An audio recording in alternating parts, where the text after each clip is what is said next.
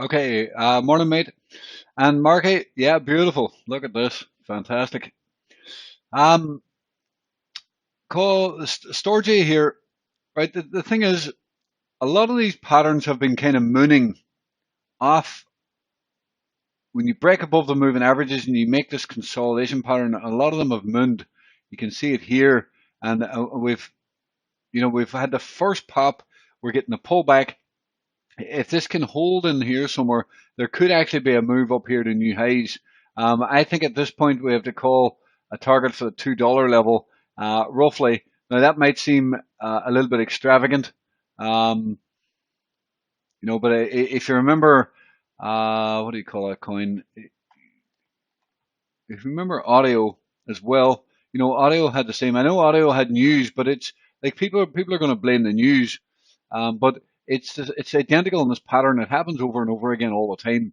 When you get uh, a back above all moving averages and make this sort of cluster here, you get a breakout, and it's usually sharp and fast. So how big a move can we get? Like it might be a conservative move if everything goes really well. It might be a conservative move to say $2, but I'm just saying that $2 is definitely a possibility. Now, sometimes what you do get out of these is it's a more subdued push higher. Now, because it's up 9% now. I think I bought around 10%, but it's risky because if it does fail for whatever reason, then your stop loss is 9% away below today's lows.